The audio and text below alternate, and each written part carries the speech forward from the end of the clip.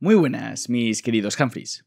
Hoy vamos a abordar una posible explicación científica de uno de los hechos más trascendentales del Antiguo Testamento, las 10 plagas de Egipto. Una serie de desdichas que se iban acumulando una tras otra con más mala suerte que la pobre ardilla de Ice Age. Este es un hecho muy asentado en la cultura popular y de la que cuenta, como todo hecho trascendental, con el magnífico galardón de un episodio de Los Simpson. Pero todo esto ya estaba sobre aviso, puesto que Moisés ya le había advertido al faraón de la época de que liberase al pueblo hebreo cautivo y esclavizado si no quería sufrir las consecuencias, algo que ya le había chivado el jefe supremo, llámese Dios, Alá o Yahvé. ¿Y qué hay de verdad en todo esto? Pues después de la intro te lo explico.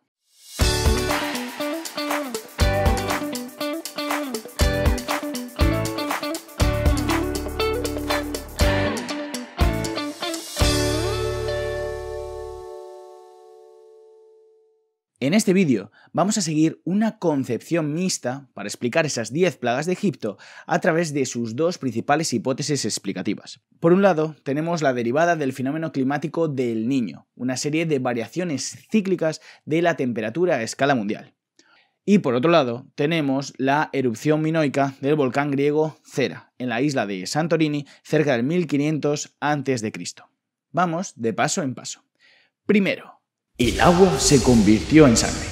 A ver, que se puso roja. Lo que pasa es que la Biblia siempre fueron muy exagerados. ¡Me ha hecho un E15!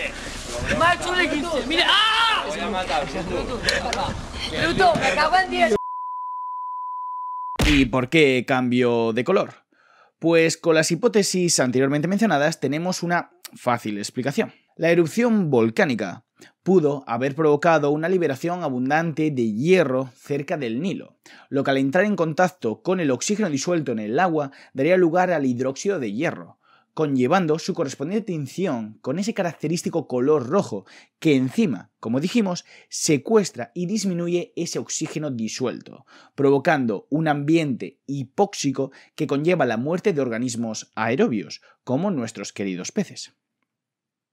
Igualmente, ese hierro libre, junto con las temperaturas altas posiblemente originadas por ese fenómeno climático anteriormente mencionado, como el Niño, provocaría un aumento de nutrientes que conllevaría el boom demográfico de cianobacterias, como Oscillatoria rubescens, que poco nos importa este nombrecito, pero sí su nombre común y vulgar, sangre borgoña.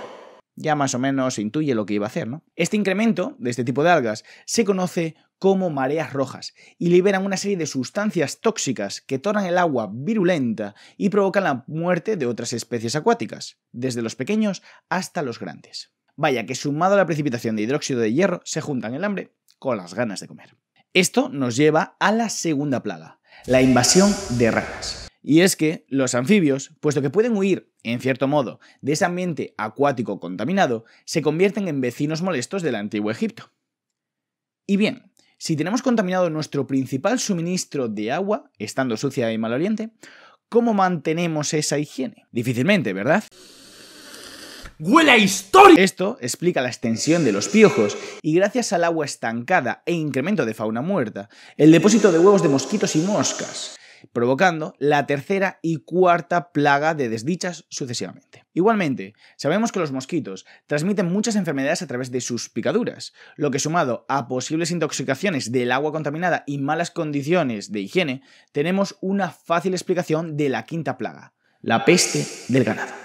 Del mismo modo, la gran concentración de dióxido de carbono, resultado de la erupción volcánica, aún más acumulado en el interior de las viviendas, provocaría una serie de problemas de circulación y somnolencia que, junto con las moscas, que podrían haber depositado sus huevos en la piel deteriorada por esas malas condiciones de higiene y malnutrición, ocasionaría la presencia de sarpullidos y úlceras en la piel, la sexta plaga, una enfermedad conocida como miasis. Vamos con la séptima, que vaya nombrecito épico que tiene. La lluvia de fuego y granizo. Sé que esto da bastante miedo. Yo creo que no. Amén. Que, aunque suene muy catastrofista, se puede explicar fácilmente. Así Cuando la nube de cenizas alcanza la estratosfera, esta puede mezclarse con la humedad y generar un tipo de sólido pétreo semejante al granizo, con su característico olor a humo. También puede explicarse con el fenómeno climático del Niño, y es que al incrementarse las temperaturas drásticamente, se provoca un súbito cambio de densidad del aire, que acabaría provocando grandes tormentas de granizo, lo que favorecería el anterior efecto. Además, estas tormentas también habrían potenciado la posterior plaga, las langostas y los saltamontes. No muy sorprendente, ya que ha pasado con bastante frecuencia a lo largo de la historia. De hecho, en 2020 ocurrió una plaga similar, dejando 500.000 de langostas muertas en 7 países distintos del Cuerno de África. Pasamos a la siguiente parte, que desgraciadamente cada vez se está poniendo más trágica. Las tinieblas. Lo cual es muy fácil de explicar, puesto que esa nube de cenizas volcánicas podría haber cubierto Egipto y dificultar el paso de la luz, como les pasó a los pobres dinosaurios en su extinción, que verdaderamente fue lo que dificultó su supervivencia. La explicación de la 10ª y última plaga es la más curiosa y quizá la más difícil de explicar: la muerte de los primogénitos de Egipto.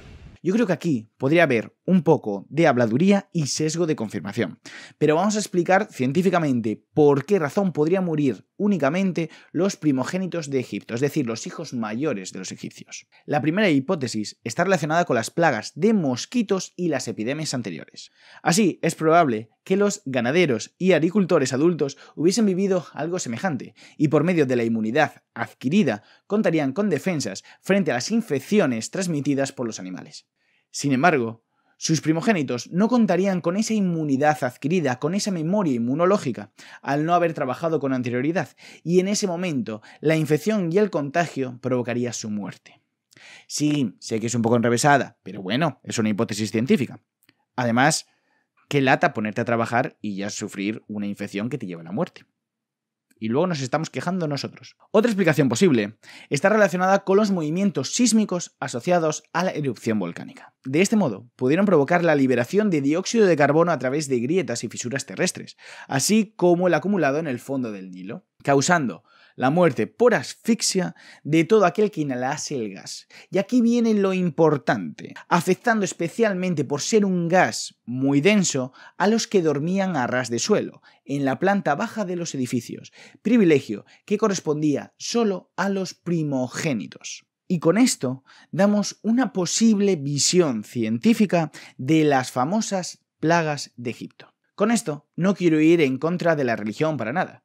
De hecho, creo que la fe es muy buena y ayuda en momentos duros, en visiones positivas de la vida y fomenta la esperanza. Igualmente considero que si su fuerte código ético fuera seguido por la mayoría de personas de este mundo, nuestro presente sería muy diferente. Como veis, se puede ligar ciencia y religión, y no son para nada contrarios. Aquí se ofrecen hipótesis probables, formuladas por expertos científicos y no confirmadas, pero solo Dios sabe lo que pasó realmente. Nunca mejor dicho. Espero que os haya gustado, que hayáis aprendido mucho y ya sabéis, lo único que se pide a cambio es que seáis buenos, que estudiéis mucho y que cuidéis de los animales. ¡Hasta la próxima!